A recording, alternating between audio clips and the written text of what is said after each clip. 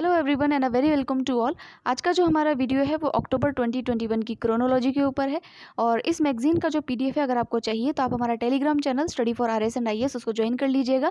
3 से 4 दिन के भीतर आपको इस मैगजीन का पीडीएफ हमारे टेलीग्राम चैनल पर मिल जाएगा। जो लोग पटवारी और आरएस की तैयारी कर रहे हैं उनको इस मैगजीन को पढ़ना बहुत ज़्यादा कंपलसरी है।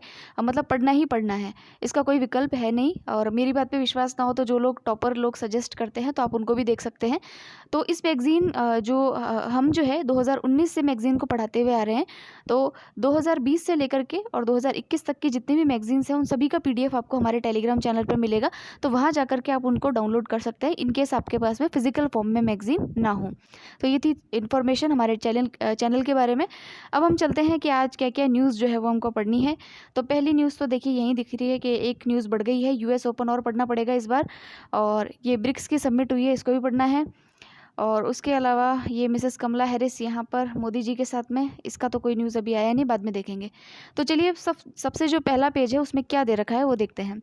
एक अवार्ड है जिसका नाम है राइट लाइवलीहुड अवार्ड। लाइवलीहुड का मतलब हम समझते हैं आजीविका, यानी कि जो हमारे कमाई के साधन होते हैं उसको आजीविका बोलते हैं, जिससे हम हमारा जीवन का भरण पोषण करते हैं, वही चीज़। तो राइट लाइवलीहुड अवार्ड 2021 जो है ये हमको पढ़ना है। ये क्यों पढ़ना है? क्योंकि किसी भारतीय को ये अवार्ड जो है वो दिया गया है। अब सबसे पहली चीज़ हम क्या पढ़ेंगे कि ये अवार्ड किसको दिया गया है और क्यों दिया गया है, प्लस कहाँ से ये अवार्ड जो है वो मिला है। तो देखिए ये अवार्ड जो है राइट लाइवलीहुड अवार्ड, ये स्वीडन के द्वारा दिया गया है। ठीक है, कई लोगों को दिया गया है लेकिन भारत में जिसको मिला है उनका नाम देख लेते हैं। भारत में एक संस्था है जिसका नाम है लाइफ का फुल फॉर्म है legal initiative for forest and environment. Legal initiative for forest and environment, ये एक संस्था है इन दो लोगों की जिनका नाम है ऋत्विक दत्ता और राहुल चौधरी। ये क्या काम करते हैं कि ये जो है देखिए जो स्वच्छ पर्यावरण है यानी क्लीन एनवायरनमेंट है, ये हमारा एक जो है फंडामेंटल राइट है जिसको कहते हैं मौलिक अधिकार। अगर आप आर्टिकल 21 पढ़ेंगे तो उसमें स्वच्छ पर्यावरण हमारा एक मौलिक अधिकार है। तो लोगों को, ठीक है, यानी कम्युनिटी को, लोकल जो लोग हैं उनको जो है पर्यावरण के प्रति जागरूक करना, उनके अधिकार, स्वच्छ पर्यावरण का जो उनका अधिकार है उसके प्रति लोगों को जागरूक करने का कार्य जो है इस संस्था के द्वारा किया गया है जिसका नाम है लाइफ। ठीक है, legal initiative of for forest and environment. इसी कार्य के लिए जो है इनको ये अवार्ड जो है वो दिया गया है। अब देखिए इस अवार्ड को जो है वैकल्पिक नोबेल पुरस्कार के लिए नाम से भी जो है जाना जाता है। ठीक है, यानी ऑल्टरनेटिव नोबेल प्राइज़ के रूप में भी जो है इसको प्रतिष्ठित पुरस्कार के रूप में इसको देखा जाता है। ठीक है, तो ये पुरस्कार इनको दिया गया है। और इसके अलावा अगर आप देखें तो ये और भी लोगों को मिला है, हालांकि इनके नाम याद रहे तो ठीक, वरना जो हमारे भारत के लोगों को मिला है वो आप ध्यान रखिएगा कि लाइफ नाम का एक जो है संस्थान है उसको ये अवार्ड दिया गया है। अब देखिए और किसको मिला है, कनाडाई स्वदेशी अधिकार समर्थक फ्रेडा ह्यूसन जो है उनको मिला है। और लड़कियों के साथ होने वाली यौन हिंसा के खिलाफ आवाज़ उठाने वाली कैमरून की मार्थे वेंडोव और एक रूसी पर्यावरण कार्यकर्ता व्लादिमीर सिल्वियाक को भी इस पुरस्कार के लिए जो है वो चुना गया है। सो नेक्स्ट अब हम चलते हैं हमारी मासिक घटनाओं के सार संग्रह पर। देखिए सार संग्रह काफ़ी इंपॉर्टेंट होता है, ये सिनॉप्सिस है कि पूरी किताब में आपको क्या क्या पढ़ना है। ठीक है, तो इसको आप एक बार ढंग से पढ़ लीजिएगा और बड़ी सावधानी से पढ़िएगा। हो सकता है कि इसमें कोई एरर हो, जैसे कि पिछली बार वाली मैगजीन में एक एरर था कि जो हैनली पासपोर्ट इंडेक्स है उसके अंदर भारत की रैंक 90 है और उसमें 9 ही दे रखा था। ठीक है, तो चलिए अब हम स्टार्ट करते हैं कि मासिक घटनाओं के सार संग्रह में फर्स्ट इंपॉर्टेंट न्यूज़ क्या है। देखिए जो हमारे प्रधानमंत्री जी हैं उन्होंने अभी 35 नई जो किस्में हैं किसकी, फसलों की, उनको डिक्लेयर किया है। तो इन 35 किस्मों के अंदर क्या खास बात होगी, किस्म का मतलब क्या है, वैरायटी का मतलब जैसे कि एक हम गेहूं की कोई वैरायटी उगाते हैं, जैसे कंचन नाम की कोई वैरायटी हम उगा रहे हैं, तो उस वैरायटी में जो जो प्रॉब्लम्स है उसको सॉर्ट आउट करने के लिए एक नई वैरायटी डेवलप की जाती है, एक नया बीज बनाया जाता है, तो उसी को बोलते हैं जो है किस्में या नई प्रकार की वैरायटी। तो देखिए ये जो 35 प्रकार की जो नई किस्में हैं उसमें कई सारे विशेषताएं होंगी, जैसे कि अगर राइस है तो वो बायो फोर्टिफाइड होंगी। ठीक है, यानी कि कई जो होंगी वो ड्रॉट रेजिस्टेंस होंगी, यानी कि अकाल में भी जो है उसको झेल जाएंगे वो बीज, और फसल ख़राब नहीं होगी। इस प्रकार के कई सारे गुण जो है उनमें होंगे, विटामिन्स ज़्यादा होंगे, फंगिसाइड कम देना पड़ेगा, मतलब फंगस नहीं लगेगा। तो इस प्रकार के गुणों वाली 35 जो किस्में हैं उनको जो है अभी प्रधानमंत्री जी ने जो है राष्ट्र को समर्पित किया, यानी कि उनकी घोषणा की है कि अब इनको भी जो है वो यूज़ किया जा सकेगा। सेकेंड जो न्यूज़ है वो है कि जो केंद्रीय मंत्रिमंडल है उसमें जो है उसमें शामिल सर्बानंद सोनोवाल और डॉक्टर एल मुरुगन क्रमशः किस प्रदेश से राज्यसभा के लिए 27 सितंबर 2021 को निर्वाचित हुए हैं? देखिए, आपको जो है बड़ा ऐसा लग रहा होगा कि ये भी कोई प्रश्न है क्या, ऐसा प्रश्न भी आता है क्या? लेकिन क्या कहें, आरपीएससी का अगर आप देखेंगे, आरपीएससी या जो आपके पटवारी वाला जो है, तो कुछ भी उठा करके क्वेश्चन पूछ लेते हैं। इसीलिए देखिए, क्रोनोलॉजी इसीलिए इंपॉर्टेंट है कि कुछ भी उठा के पूछ लेते हैं, वो कुछ भी आपको कहीं नहीं मिलेगा, वो यहीं मिलेगा। तो इसलिए यहाँ जो दे रखा है उसमें आप ये डाउट मत कीजिए कि ऐसा क्वेश्चन थोड़ी ना आता है। आप तो पढ़ लीजिए, क्या पता आ ही जाए, और हो सकता है कि आ ही जाएगा ऐसा क्वेश्चन, ठीक है। तो यहाँ पर है, केंद्रीय मंत्रिमंडल में जो ये शामिल हुए हैं, तो डॉक्टर एल मुरुगन जो है वो मध्य प्रदेश की राज्यसभा सीट से इलेक्ट हुए हैं, और जो सर्बानंद सोनोवाल जी हैं वो असम से जो है वो इलेक्ट हुए हैं। तो ये थोड़ा ध्यान रखेंगे। फिर नेक्स्ट है कि अभी जो ये है, क्या कहते हैं, आयुष्मान भारत डिजिटल मिशन है, उसके अंदर जो है एक डिजिटल हेल्थ आईडी जो है वो बनाई जाएगी हर एक व्यक्ति के लिए।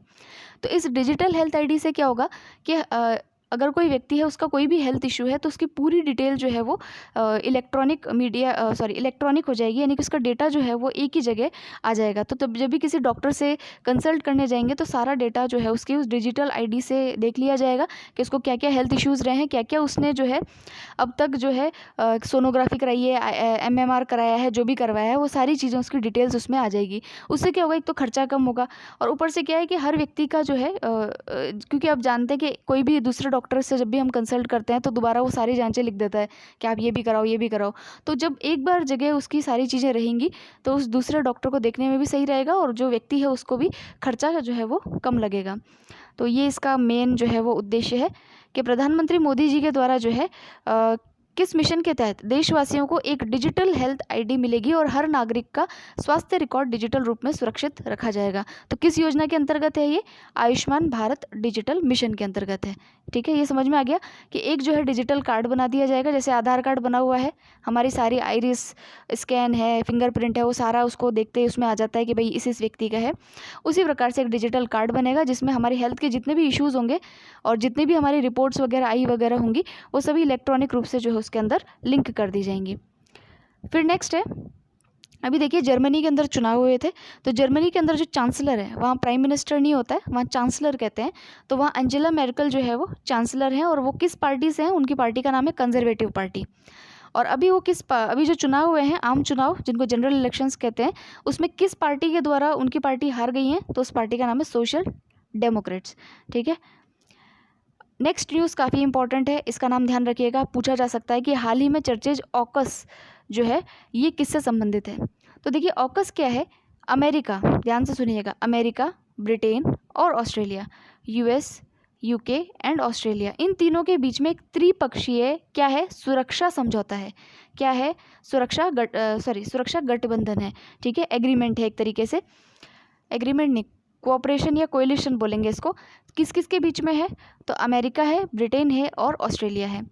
इसमें अमेरिका क्या करेगा कि जो इंडो पैसिफिक रीजन है, ठीक है, हिंद प्रशांत जो क्षेत्र है, हिंद प्रशांत आप समझ रहे हैं, जहाँ पर हमारा चाइना वाला जो रीजन आता है, उस रीजन के ऊपर जो है अपनी पकड़ मजबूत करने के लिए, हालांकि कह सकते हैं अपन, इसमें हालांकि दे नहीं रखा है कि हमको ये यूएसए थोड़ी ना कहेगा कि मैं जो है भाई चाइना को काउंटर करने के लिए ये काम कर रहा हूँ, ऐसा नहीं कहेगा। लेकिन इसका उद्देश्य इनडायरेक्टली यही है कि ये जो है ऑस्ट्रेलिया के साथ में सहयोग बढ़ा रहा है, और ऑस्ट्रेलिया को जो है ये न्यूक्लियर पावर्ड सबमरीन जो है, सबमरीन यानी पनडुब्बी, ठीक है, न्यूक्लियर पावर्ड जो सबमरीन है वो अवेलेबल करवाएगा। कौन?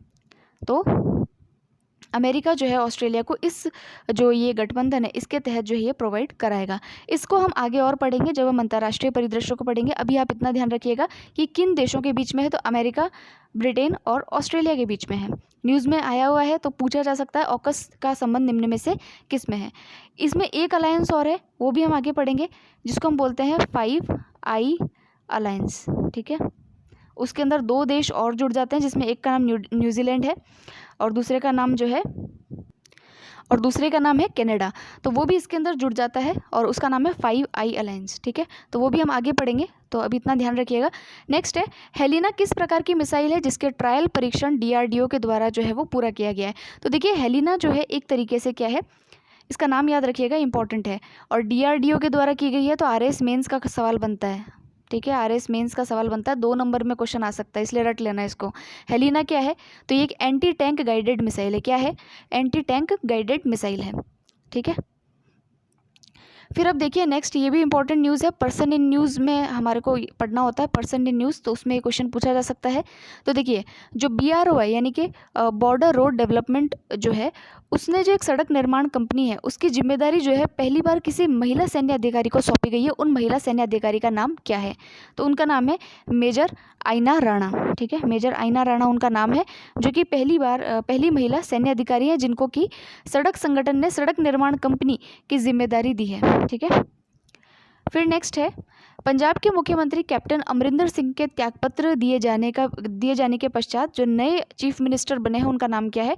तो चरणजीत सिंह चन्नी जो है वो उनका नाम है। तो ये नाम आप ध्यान रखिएगा। एक क्वेश्चन मैं और पूछती हूँ आपसे, हाल ही में उत्तराखंड के जो गवर्नर है वो किसको बनाया गया है? ये आप कमेंट सेक्शन में बताएंगे। ठीक है, नेक्स्ट है, अभी जो है हाल ही में सितंबर में NIRF इंडिया रैंकिंग जो है, नेशनल इंस्टीट्यूट वाली जो ये रैंकिंग है, NIRF जो है उसकी एक रैंकिंग जारी की गई है। तो ये मुख्यतः NIRF क्या करती है कि जो जितने भी संस्थान हैं, इंस्टीट्यूशंस हैं, उनको रैंक प्रदान करती है कि भाई उनमें क्वालिटी एजुकेशन क्या है। कई सारे पैरामीटर्स होते हैं इनके, तो कई सारे श्रेणियाँ होती हैं, उन श्रेणियों के अंदर जो है ये एक रैंकिंग जारी करती है। उस रैंकिंग में किस संस्था को इन्होंने शीर्ष स्थान पर रखा है? तो IIT मद्रास जो है उसको इसने जो है शीर्ष स्थान पर रखा है। फिर नेक्स्ट देखिए, ये तो बड़ी मतलब हास्यास्पद खबर हो गई कि जो वर्ल्ड बैंक है उसके ऊपर एक आरोप लगते हैं कि भाई आपकी जो ये ease of doing business report है, ये UPSC का सवाल था 2015 या आई थिंक 16 का, कि ease of doing business report कौन निकालता है? तो वर्ल्ड बैंक निकालती है। दूसरा सवाल यहाँ पर सवाल नहीं है, हालांकि जो है ये कहा गया है कि इसके ऊपर ब्लेम लगा है कि इसने जो है कई सारी अनियमितताएं बढ़ती है इस रिपोर्ट को बनाने के लिए, तो इसीलिए इस रिपोर्ट का प्रकाशन जो है वो बंद करने का निर्णय वर्ल्ड बैंक ने लिया है। तो काफ़ी अच्छी न्यूज़ है। फिर नेक्स्ट है, जो FSSAI है यानी भारतीय खाद्य सुरक्षा और मानक प्राधिकरण है, उसके अनुसार भारत किस वर्ष तक औद्योगिक ट्रांस फैट फ्री बन जाएगा? ठीक है, औद्योगिक यानी इंडस्ट्रियल ट्रांसफैट क्या होता है? ये जो है जो वनस्पति जो ऑयल हम खाते हैं, जिसको कहते हैं, क्या कहते हैं उसको, डालडा वगैरह जो होता है, उसके अंदर जो वेजिटेबल ऑयल्स, जो हाइड्रोजनेटेड वेजिटेबल ऑयल्स होते हैं, उन्हीं को ट्रांसफैट्स कहते हैं। तो ये शरीर को नुकसान करते हैं और जो हार्ट की से रिलेटेड जो चीज़ें होती है, जैसे कार्डियोवास्कुलर जो बीमारियाँ होती है, उसको बढ़ाते हैं। ठीक है, हार्ट अटैक वगैरह। तो ये जो है, जैसे चिप्स वगैरह में लिखा हुआ आता है पीछे के ट्रांसफैट 0 है, हालांकि होता नहीं है वो, लेकिन लिखा हुआ आता है। वो लोग क्या करते हैं कि चिप्स के अंदर कहते हैं ना कि क्वांटिटी कम क्यों है, तो मैंने कहीं पढ़ा था कि वो ट्रांस फैट का जो वैल्यू है उसको कम करने के लिए क्वांटिटी को कम कर देते हैं, ऐसा कहीं पढ़ा था। तो हालांकि खैर उसका कोई यहाँ पर यूज़ नहीं है। मतलब ये है कि ट्रांस फ्री बनाने का जो लक्ष्य है वो 2022 तक जो है वो पूरा जो है वो कर लिया जाएगा, ये ऐसा FSSAI का जो है वो अनुमान है। फिर है, भारत का सबसे लंबा एक्सप्रेस वे बनने वाली दिल्ली मुंबई एक्सप्रेस वे किन 6 राज्यों से होकर जो है वो गुजरेगा? ये इंपॉर्टेंट है क्योंकि इसमें राजस्थान का नाम है। तो ये है दिल्ली और मुंबई। तो देखिए दिल्ली और यहाँ पर ये, क्योंकि ये रहा तो यहाँ पर ये पड़ता है मुंबई, तो यहाँ से होता हुआ आएगा तो राजस्थान से भी होकर के आना पड़ेगा। तो मतलब कॉमन सेंस वाली बात है कि दिल्ली से आएगा तो दिल्ली के पास में यहाँ पर हरियाणा पड़ता है, फिर राजस्थान है, फिर जो है यहाँ पर गुजरात है, मध्य प्रदेश है और अपना राजस्थान तो है ही, और महाराष्ट्र में तो आना ही है। तो जो 6 राज्य हैं उनका अंदाज़ा लगाना, रटने की ज़रूरत ही नहीं है। दिल्ली से शुरू करो, बगल में हरियाणा है, फिर राजस्थान है, फिर मध्य प्रदेश है, फिर गुजरात है और फिर महाराष्ट्र है। ठीक है, नक्शा दिमाग में अगर क्लियर होता है तो कुछ सवाल ऑटोमेटिकली जो है वो दिमाग में बैठ जाते हैं। फिर नेक्स्ट है, देखिए ग्लोबल इनोवेशन इंडेक्स। तो ग्लोबल इनोवेशन इंडेक्स जो है वो वीपो के द्वारा जारी किया जाता है। ये नाम आपको ध्यान रखना है, ग्लोबल इनोवेशन इंडेक्स का भी और वीपो का भी।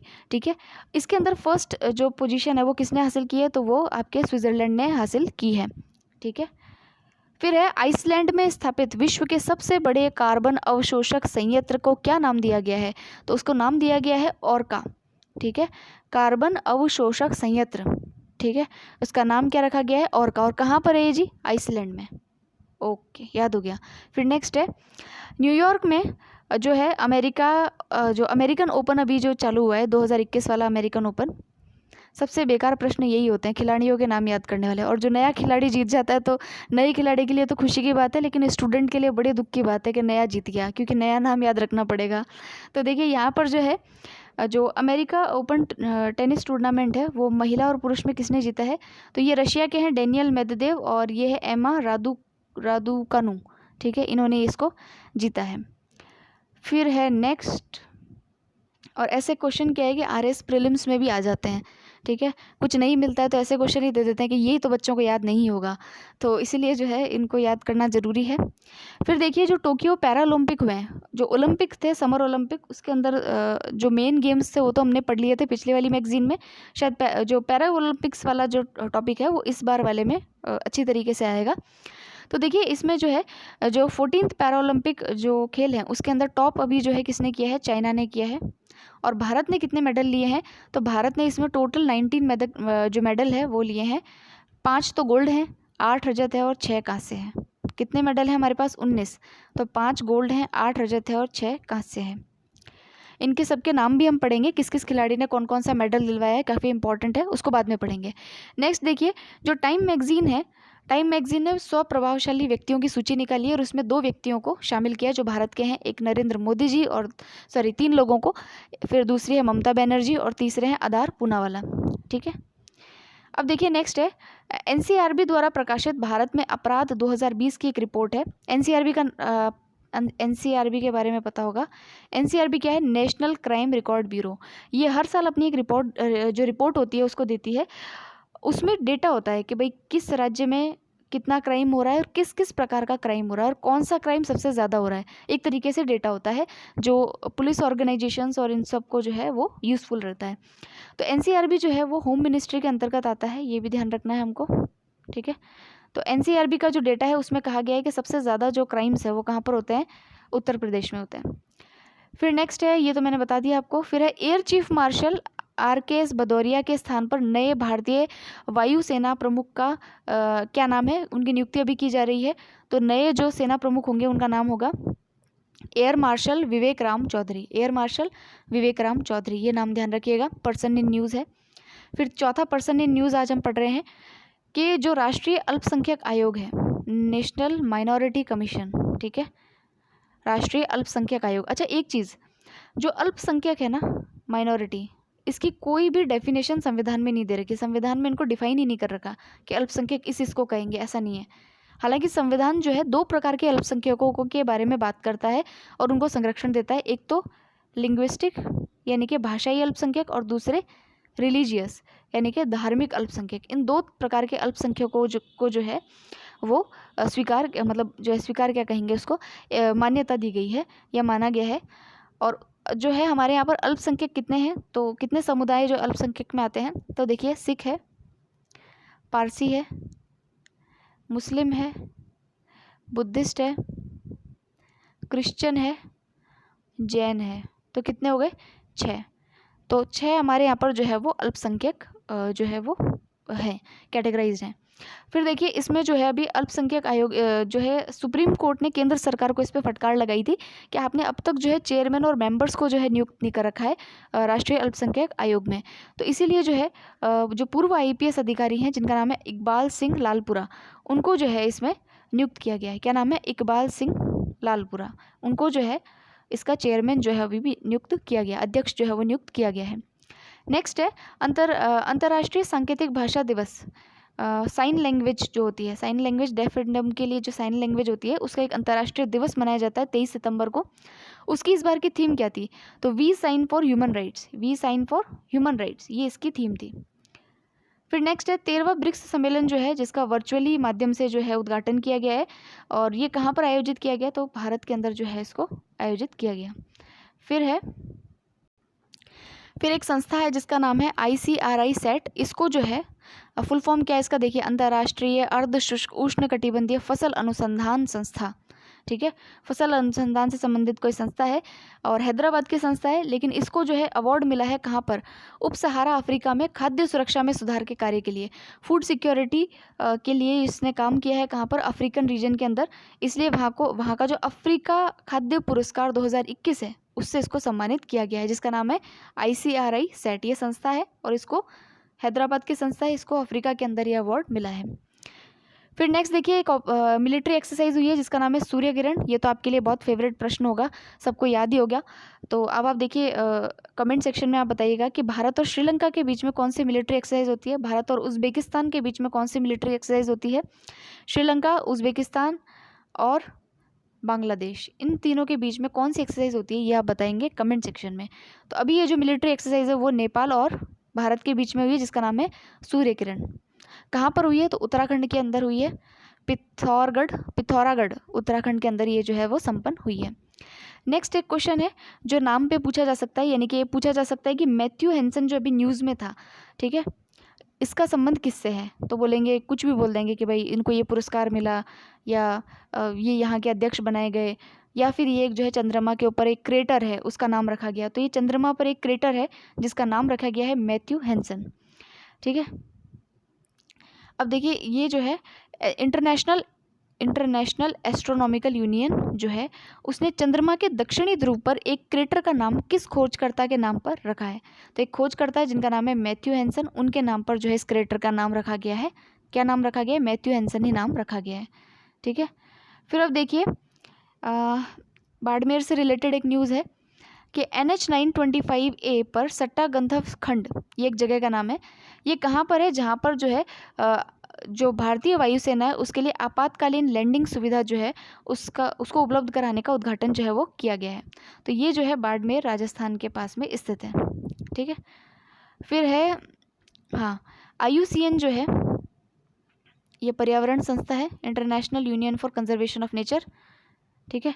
तो इसने जो है एक अपनी एक जो है क्या कहते हैं एक सूची जारी की है जिसका नाम है सर्वाइवल वॉच लिस्ट, और उसमें ये कहती है मतलब इसके अनुसार जो है 28% जो प्रजातियां हैं वो जो है हमेशा के लिए जो है वो विलुप्त होने के कगार पर है।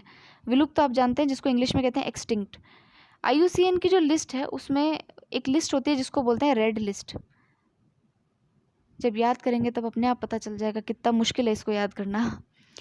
जब ये IUCN जो है ये एक लिस्ट बनाता है जिसमें ये कहता है कि एक्सटिंक्ट हुए हुए जानवरों को एक तरफ लिखता है, फिर उसके बाद में क्रिटिकली एंडेंजर्ड आते हैं, क्रिटिकली एंडेंजर, फिर आते हैं एंडेंजर मतलब कि जो डेंजर में हैं। एंडेंजर के अंदर अपने भारत के आता है टाइगर, जो आपका स्नो लेपर्ड है, वो सारे जो है इसमें एंडेंजर कैटेगरी में आते हैं। फिर एक आता है वल्नरेबल, यानी कि इनको भी खतरा है लेकिन इतना खतरा नहीं है। तो ये इसकी पूरी कैटेगराइजेशन होती है और उन जानवरों के नाम आपको ध्यान में रखने हैं, ठीक है। तो इसने अभी कहा है कि भाई जो 28% जो प्रजातियां हैं ना वो तो जो है विलुप्त होने के कगार पर है। लास्ट जो हमारी न्यूज़ है वो है कि किस राज्य ने हिम तेंदुआ को राजकीय पशु एवं ब्लैक नेक्ड क्रेन, काले गर्दन वाली जो क्रेन है उसको राजकीय पक्षी, एक तो उन्होंने जानवर घोषित किया है पशु, और दूसरा पक्षी, राजकीय पक्षी घोषित किया है, तो वो है लद्दाख, ठीक है। अब देखिए ये जो लद्दाख है इसके बारे में 2-3 चीज़ें आपको बतानी है, मैं नहीं बताऊंगी। पहले तो आप मुझे ये बताइएगा कि लद्दाख के अंदर कौन सा नेशनल पार्क है, ये आपके RS पॉइंट ऑफ व्यू से काफ़ी इंपॉर्टेंट है।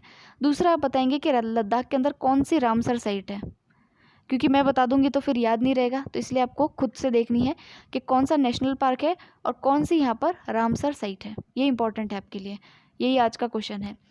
फिर देखिए जो हिम तेंदुआ है, एक चीज़ और यहाँ पर इन्फॉर्मेशन देते हैं, आपने पढ़ा होगा वाइल्ड लाइफ प्रोटेक्शन एक्ट 1972, ठीक है। इस वाइल्ड लाइफ प्रोटेक्शन एक्ट 1972 जो है उसमें शेड्यूल बनी हुई है कि भाई शेड्यूल 1 में क्या है, शेड्यूल 2 में क्या है। तो शेड्यूल 1 के तहत जो है इस हिम तेंदुए को रखा गया है, ठीक है। तो वो आप जो है एक बार उस शेड्यूल 1 को भी पूरा देखिएगा। शेड्यूल 1 में जो जो एनिमल्स होते हैं उनको हंटिंग नहीं करने की इजाज़त नहीं होती है, उनको मतलब शिकार नहीं किया जा सकता, और अगर कोई व्यक्ति इस प्रकार का कार्य करता है तो बहुत ज़्यादा पेनल्टी उसके ऊपर लगती है, ठीक है। और तो ये थोड़ा सा ध्यान में रखना है। लद्दाख के बारे में कुछ जो इन्फॉर्मेशन मैंने आपसे पूछी है उसको आप ज़रूर से फाइंड आउट कीजिएगा। फिर हम मिलते हैं नेक्स्ट वीडियो के अंदर, और आज का वीडियो जो है आप पूरा देखिएगा। और एग्ज़ाम्स नज़दीक आ गए हैं तो अब तो बिल्कुल यलगार हो, ठीक है। और जो लोग लास्ट टाइम में परेशान हो रहे हैं उनके लिए एक सेंटेंस में कहना चाहूँगी कि इफ़ यू कॉम्प्रोमाइज़, ध्यान से सुनिएगा, if you compromise in your life then you are already out of the game. अगर आप कहते हैं ना कि बीच रास्ते में आके एक तरीके से हथियार डाल रहे हैं तो समझ लीजिए कि आप वैसे ही जो है हार चुके हैं। ठीक है, तो don't compromise, don't settle until you achieve your goal. तो लगे रहिए, अब तो एग्ज़ाम एकदम जो है एकदम नज़दीक है आपके, तो अच्छे से तैयारी कीजिए और मिलते हैं नेक्स्ट वीडियो के अंदर, जिसमें हम जो है राष्ट्रीय, अंतर्राष्ट्रीय और जो भी इकोनॉमिक परिदृश्य है उनको कंप्लीट करेंगे। So thank you so much all.